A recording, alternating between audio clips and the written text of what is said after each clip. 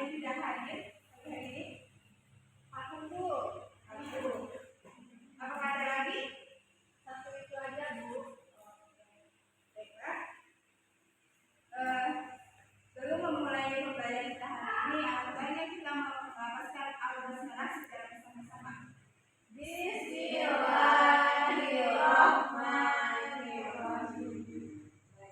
Selanjutnya adalah sebelum memulai pembelajaran kita hari ini, alangkah baiknya kalian periksa terlebih dahulu kursi di samping kalian, apakah ada sampah, tolong dibuang ya.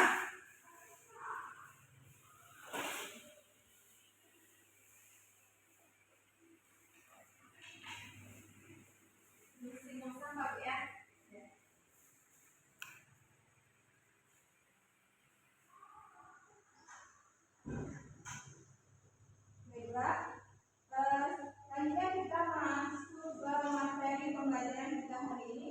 Apakah sudah tahu apa materi pelajaran yang kita akan ajarkan hari ini? Tahu. Baiklah. Materi yang kita akan pelajari hari ini adalah tentang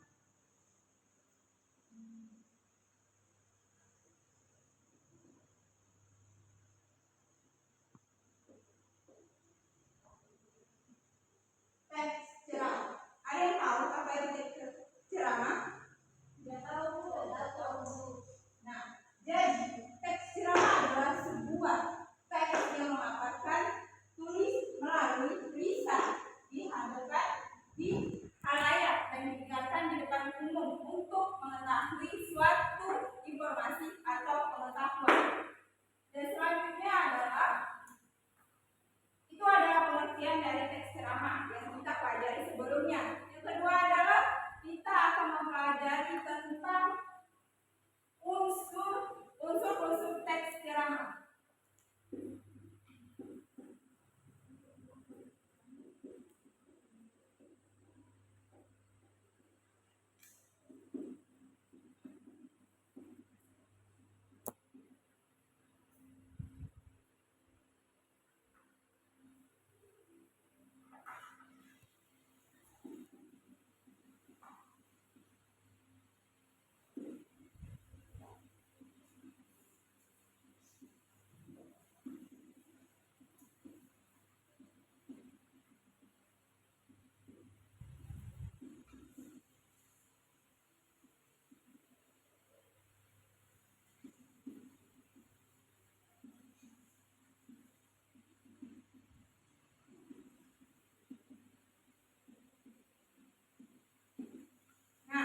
Terdapat 5 unsur dalam teks ceramah. Yang pertama adalah penceramah. Penceramah ini apa? Ada yang tahu? Tidak tahu. Jadi penceramah adalah orang yang membawakan suatu atau yang menyampaikan informasi pengetahuan di depan halayak. Yang kedua adalah pendengar. Pendengar adalah dalam suatu ceramah tentunya ada pendengar. Dan ketiga adalah metode ceramah. Metode ceramah ini adalah metode yang digunakan dalam ceramah. Yang pertama adalah metode impromptu. Metode impromptu ini adalah yang tidak menggunakan catatan atau menggunakan naskah. Yang kedua adalah menggunakan naskah.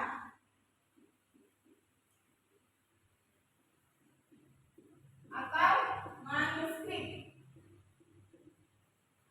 Yang ketiga adalah extempore.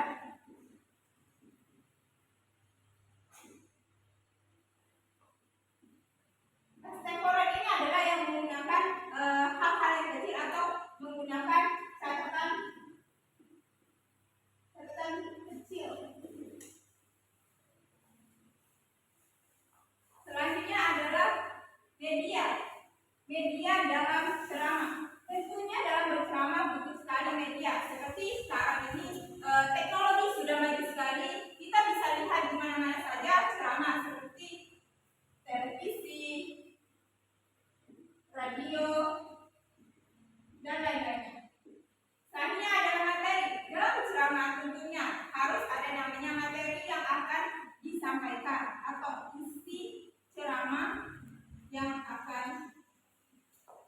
disampaikan.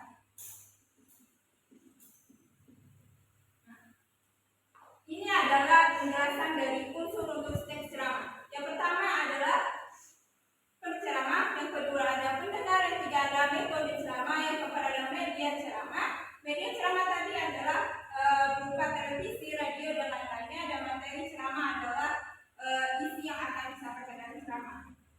Selanjutnya kita akan membahas tentang struktur teks ceramah.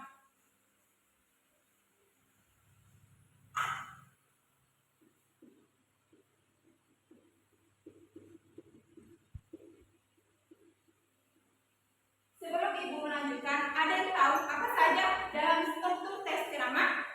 Tidak tahu. Oke, yang pertama itu adalah pendahuluan. Pendahuluan atau tesis. Tesis yang artinya adalah tesis ini adalah berupa pengenalan isu. Pengenalan isu. Yang kedua adalah isi atau rangkaian argumen. Ceramah adalah teks yang memuat paparan lisan yang menyampaikan di hafalan khalayak pendengar yang banyak mengenai suatu hal pengetahuan. Baik, betul sekali. Jadi kesimpulan kita hari ini adalah membahas teks ceramah dan unsur-unsur ceramah dan struktur dan kaidah kebahasaan teks ceramah. Teks ceramah tadi adalah tulisan yang memuat secara lisan yang disampaikan di depan khalayak umum. Nah, jadi kalian sudah mempelajari semua materi ketiga materi ini. Ibu meminta kalian untuk mencari sebuah teks ceramah dimanapun, boleh saja di internet, dan kalian silakan identifikasi menggunakan tiga materi yang sudah Ibu jelaskan. Yang pertama adalah unsur-unsur teks ceramah, kedua adalah struktur teks ceramah, yang ketiga adalah kaidah kebahasaan teks ceramah. Silakan kalian kerjakan. Mungkin waktunya sudah habis. Ibu rasa sudah cukup di sini. Ibu akhiri. Wassalamualaikum warahmatullahi wabarakatuh. Waalaikumsalam warahmatullahi wabarakatuh. Ya, Ibu.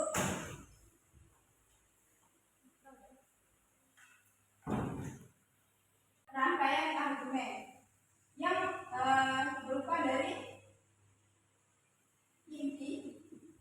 Inti ini adalah ide yang akan dibahas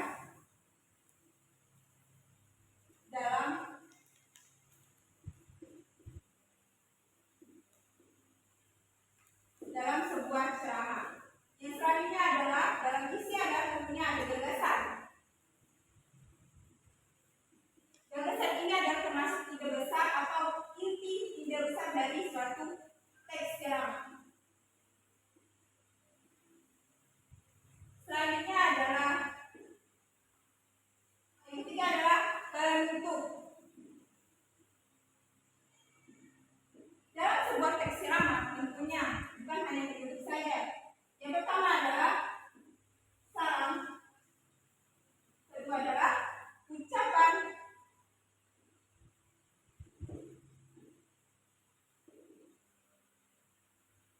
permintaan maaf. Yang ketiga adalah penutup. Ketiga adalah penutup. Nah, jadi inilah struktur dari teks ceramah. Yang pertama adalah pendahuluan. Pendahuluan adalah pengenalan isu. Yang kedua adalah isi. Isi adalah rangkaian argumen yang berisikan inti dan gagasan. Inti adalah ide yang akan dibahas dalam sebuah teks ceramah. Gagasan adalah ide besar dalam sebuah teks ceramah. Yang ketiga adalah penutup. Yang pertama adalah salam, kedua ucapan permintaan maaf, ketiga adalah penutup.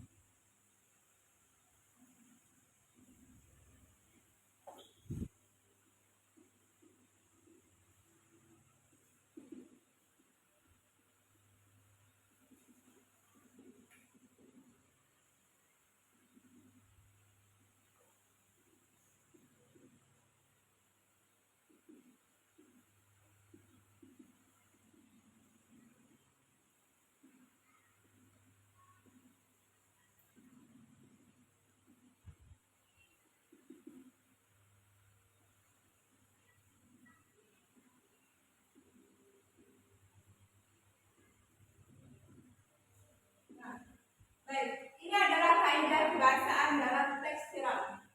Yang pertama adalah kata ganti. Kata ganti ini adalah kata ganti orang pertama atau tunggal. Kata ganti orang pertama ini biasanya digunakan dalam kata saya, aku, dan dalam sebuah teks ceramah tentunya kata kami itu menunjukkan satu kelompok dan juga seperti kata-kata biasanya dalam sebuah teks ceramah yaitu kata sapaan seperti bapak-bapak, ibu-ibu, dan saudara-saudara.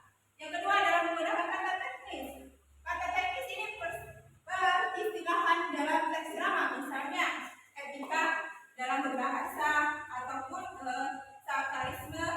Yang ketiga adalah menggunakan kata hubungan argumentasi. Argumentasi sebab akibat. Ya, argumentasi sebab akibat seperti akan jadi dan lain-lainnya. Empat adalah menggunakan kata mental. Kata mental ini adalah dalam teks ceramah seperti diharapkan, mengampuni, dan lain-lainnya. Kelima adalah menggunakan kata persuasif. Kata persuasif ini kata yang dalam teks ceramah adalah diharapkan. Nah, inilah kaidah kebahasaan teks ceramah. Yang pertama adalah menggunakan kata ganti orang pertama atau tunggal. Dua adalah menggunakan kata teknis peristilahan. Ketiga adalah menggunakan kata hubung argumentasi. Keempat adalah menggunakan kata mental. Kelima adalah menggunakan kata persuasi. Yang di dalam teks ceramah adalah contohnya ada di atas. Dari sini, dari materi ketiga materi yang ibu sampaikan hari ini, apakah ada yang ingin ditanyakan? Tidak ada. Baiklah, jika tidak ada, saya berharap kalian sudah dapat mengerti apa yang ibu sampaikan. Sebelum menutup pembelajaran ini, apakah ada yang bisa menyimpulkan pembelajaran hari ini? Apa yang kita bahas hari ini? Penyanyi? Saya Bu, pada hari ini kita mempelajari tentang teks ceramah.